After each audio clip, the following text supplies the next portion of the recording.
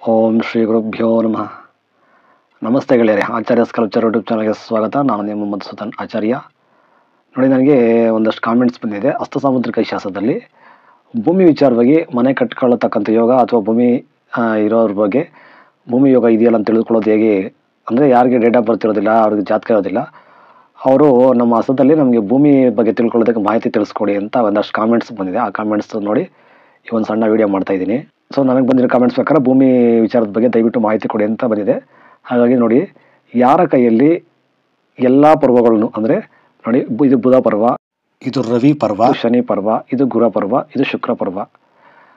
ಇವು ಎಸ್ಪೆಷಲಿ ಈ ಎಲ್ಲ ಪರ್ವಗಳು ಆಲ್ಮೋಸ್ಟ್ ಶುದ್ಧವಾಗಿರಬೇಕು. ಎಲ್ಲೂ ಅಡ್ಡಗೆರೆಗಳು ಅಥವಾ ಕಪ್ಪು ಕಲೆಗಳು ಅಥವಾ ಈ ಪರ್ವಗಳು ಹಳ್ಳ ಬಿದ್ದಿರಬಾರ್ದು.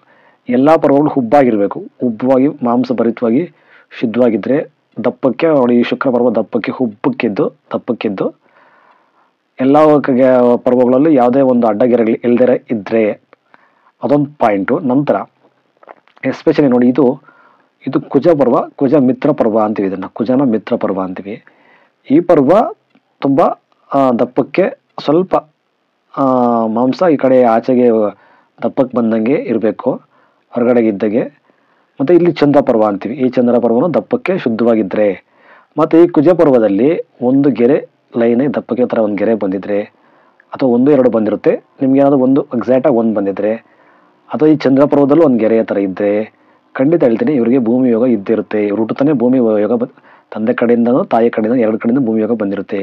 ಕೆಲವರಿಗೆ ನೋಡಿ, ಇಲ್ಲೇನಾದರೂ ಇದ್ದರೆ, ಈ ಒಂದು ಚಂದ್ರ ಪರ್ವ ತುಂಬ ಚೆನ್ನಾಗಿದ್ದು ದಪ್ಪಕ್ಕೆ ತುಂಬ ಶುದ್ಧವಾಗಿದ್ದು ಅಲ್ಲೇ ಒಂದು ಗೆರೆ ಬಂದಿದ್ರೆ, ತಾಯಿ ಕಡೆಯಿಂದ ಅಟ್ಲೀಸ್ಟ್ ಇವ್ರಿಗೊಂದು ಸಣ್ಣ ಪ್ರಮಾಣದ ಮನೆ ಆದರೂ ಬರುತ್ತೆ, ಅಥವಾ ಒಂದು ಚಿಕ್ಕ ಸೈಟ್ ಆದರೂ ಬರುತ್ತೆ. ಭೂಮಿ ಯೋಗ ಸಣ್ಣದು ಯಾವುದಾದ್ರೂ ಒಂದು ಮಟ್ಟದಲ್ಲಿ ಭೂಮಿ ಯೋಗ ಅಂತ ತಾಯಿ ಕಡೆಯಿಂದ ಇದ್ದೇ ಇರುತ್ತೆ.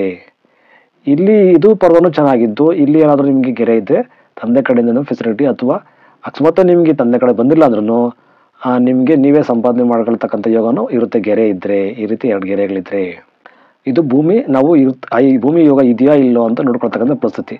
ಕಂಪಲ್ಸರಿ ಈ ಗೆರೆಗಳಿದ್ದು, ಇಲ್ಲಿ ಪರ್ವಗಳು, ಈ ಗುಜ ಪರ್ವ, ಈ ಒಂದು ಚಂದ್ರ ಪರ್ವ 2 ಹುಬ್ಬಾಗಿ ದಪ್ಪವಾಗಿ ಶುದ್ಧವಾಗಿ ಮಾಂಸಭರಿತವಾಗಿದ್ದು ಅಲ್ಲಿ ಗೆರೆ ಈ ಥರ 2 ಗೆರೆ ಇದ್ದರೆ ಖಂಡಿತ ಭೂಮಿ ಯೋಗ ಇದ್ದೇ ಇರುತ್ತೆ. ಕೆಲವರು ಗೆರೆ ಇರೋದಿಲ್ಲ, ಆದ್ರೂ ಮಾಂಸಭರಿತವಾಗಿ ಶುದ್ಧವಾಗಿ ದಪ್ಪಕ್ಕೆ ಪರ್ವ ಇದ್ದಿರೋದ್ರಿಂದ ಅವ್ರಿಗೂ ಭೂಮಿ ಯೋಗ ಇದ್ದೇ ಇರುತ್ತೆ. ಈ ಒಂದು ಕುಜ ಪರ್ವ ಮತ್ತು ಚಂದ್ರ ಪರ್ವದ ಪರ್ವ ವಿಚಾರಗಳು. ಇನ್ನು ಈ ಒಂದು ಕುಜ ಪರ್ವ ಇದು ಇಲ್ಲಿ ನೋಡಿ, ಇಲ್ಲಿಂದ ಇಲ್ಲಿವರೆಗೂ ಇದನ್ನು ಕುಜ ಪರ್ವ, ಇದು ಕುಜ ಶತ್ರು ಪರ್ವ ಅಂತೀವಿ. ಇಲ್ಲೇನಾದರೂ ಅಡ್ಡದಿಡ್ಡಿ ಗೆರೆಗಳಿದ್ದು, ಒಂದು ಯಾವುದೋ ಕಪ್ಪು ಕಲೆ ಅಥವಾ ಏನಾದರೆ ಕಪ್ಪು ಮಚ್ಚೆ ನೋಡಿ, ಒಂದು ಕಪ್ಪು ಮಚ್ಚೆ ಥರ ಇಟ್ಟಿದ್ದೀನಿ. ಈ ಥರ ಕಪ್ಪು ಮಚ್ಚೆ ಏನಾದರೆ ಇವ್ರ ತಂದನೆ ಅಥವಾ ಇವ್ರ ಪಿತೃಗಳೇ ಅಥವಾ ಇವರು ಚಿಕ್ಕ ವಯಸ್ಸಿಗೆ ಇವ್ರ ಕಾಲಕ್ಕೆ ಒಂದಷ್ಟು ಭೂಮಿನ ಕಳ್ಕೊತಾರೆ. ಒಂದಷ್ಟು ಭೂಮಿ ಕಳ್ಕೊಳ್ಳೋದು, ಜಗಳ ಆಗೋದು, ಏನೋ ಒಂದು, ಅಥವಾ ತಂದೆಗೆ ಏನಾದರೂ ಒಂದು ಸಮಸ್ಯೆ ಬರೋದು, ಇನ್ನೊಂದು ಆಪ್ರೇಷನ್ ಆಗೋದು, ಈ ಥರ ಸಮಸ್ಯೆ ಈ ಒಂದು ಕಪ್ಪು ಚುಕ್ಕೆ ಇದ್ದರೆ ಆಗುತ್ತೆ. ಮತ್ತು ಇಲ್ಲಿ ಏನಾದರೂ ತುಂಬ ಅಡ್ಡದಿಡ್ಡಿ ಗೆರೆಗಳಿದ್ರೆ ಒಂದು ಸ್ವಲ್ಪ ಭೂಮಿ ಲಾಸ್ ಆಗೋದು, ಅಥವಾ ಭೂಮಿನ ಮಾರಿ ಇನ್ನೊಂದು ಏನಾದರೂ ಮನೆಗೆ ನೀವು ಬೇರೆ ಮನೆ ವಿಚಾರಕ್ಕೆ ಬಳಸ್ಕೊಳ್ಳೋದು, ಅಥವಾ ಆ ಭೂಮಿನ ಮಾರಿ ಬೇರೆ ಮನೆ ಕಟ್ಕೊಳ್ಳೋದು, ಅಥವಾ ಇನ್ನೂ ಸಾಲಕ್ಕೆ ಏನೋ ಒಂದು ಸಮಸ್ಯೆಗೆ ಸಮಸ್ಯೆಗೋಸ್ಕರ ಒಂದು ಪರಿಹಾರಕ್ಕೋಸ್ಕರ ಭೂಮಿನ ಮಾರಕಲ್ತಕ್ಕಂಥ ಒಂದು ಪರಿಸ್ಥಿತಿ ಬಂದೇ ಬರ್ತದೆ. ಒಂದು ವೇಳೆ ಇಲ್ಲಿ ಚೆನ್ನಾಗಿದ್ದೇನು ತೊಂದರೆ ಇಲ್ಲ ಅಂದರೆ ಭೂಮಿನ ಮತ್ತೆ ಖರೀದಿ ಮಾಡ್ತೀರಾ, ಮತ್ತೆ ಉಳಿಸ್ಕೋತೀರಾ. ಇದು ಕುಜ ಪರ್ವದ ಒಂದು ಮೇನ್ ಪಾಯಿಂಟ್. ಇದು ಕುಜ ಪರ್ವ ಮತ್ತು ಚಂದ್ರ ಪರ್ವ, ಈ 2 ಪರ್ವಗಳು ತುಂಬ ಚೆನ್ನಾಗಿರಬೇಕು. ಒಂದೊಂದು ಗೆರೆ ಈ ಥರ ಅಡ್ಡ ಗೆರೆ ಬಂದಿದ್ರೆ ಖಂಡಿತ ಭೂಮಿ ಯೋಗ ಖಂಡಿತ ಇದ್ದೇ ಇರುತ್ತೆ. ಮನೆ ಕಟ್ಟೋದಕ್ಕಷ್ಟು ಈ ಚಂದ್ರ ಪರ್ವ ಗೆರೆದ ಮೇಲೆ ಅಡ್ಡ ಗೆರೆ ಬಂದಿದ್ರೆ ಖಂಡಿತ ಮನೆ ಕಟ್ಟೋ ಯೋಗ ಇದ್ದೇ ಇರುತ್ತೆ. ಯಾರಿಗೆ ನೋಡ್ಕೊಳ್ಳಿ, ಯಾರಿಗೆ ಆಗಲಿ ಕಂಪಲ್ಸರಿ ಇದನ್ನ ಬೇಕಾದ್ರೆ ನೀವು ಎಕ್ಸಾಂಪಲ್ ಟೆಸ್ಟ್ ಮಾಡ್ಕೊಳ್ಳಿ. ನಿಮ್ಮ ಕೈಯಲ್ಲಿ ಚಂದ್ರ ಪರ್ವ ಚೆನ್ನಾಗಿದ್ದು, ಆ ಚಂದ್ರ ಪರ್ವದ ಮೇಲೆ ಏನಾದರೂ ಗೆರೆ ಇರುತ್ತೆ, ಅಡ್ಡ ಗೆರೆ ಒಂದು ಬಂದಿದ್ರೆ ಖಂಡಿತ ಮನೆ ಕಟ್ತೀರಾ. ನಿಮ್ಮ ಲೈಫಲ್ಲಿ ನೀವು ಕಟ್ಸ್ಕೊತೀರಾ ತುಂಬ ಚೆನ್ನಾಗಿ.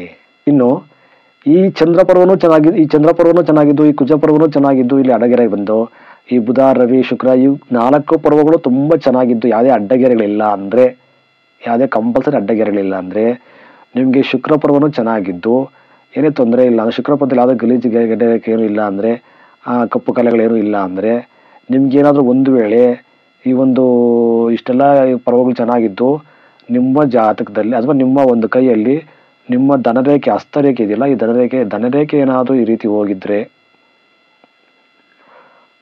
ಕೆಲವರಿಗೆ ಹಿಂಗೆ ಹೋಗಿರುತ್ತೆ, ಹಿಂಗೆ ಈ ರೀತಿ ಹೋಗಿದ್ದು ಧನರೇಖೆ, ಒಂದೇ ಒಂದು ಧನರೇಖೆ ಈ ಥರ ಹೋಗಿದ್ರೆ ಅಂದರೆ ಎಲ್ಲ ಪರ್ವಗಳು ಚೆನ್ನಾಗಿರಬೇಕು. ಗುರು ಪರ್ವನೂ ಚೆನ್ನಾಗಿರಬೇಕು, ಶನಿ ಪರ್ವನೂ ಚೆನ್ನಾಗಿರಬೇಕು, ರವಿ ಪರ್ವನೂ ಚೆನ್ನಾಗಿರಬೇಕು, ಬುಧ ಪರ್ವನೂ ಚೆನ್ನಾಗಿರಬೇಕು, ಶುಕ್ರ ಪರ್ವನೂ ಚೆನ್ನಾಗಿರಬೇಕು.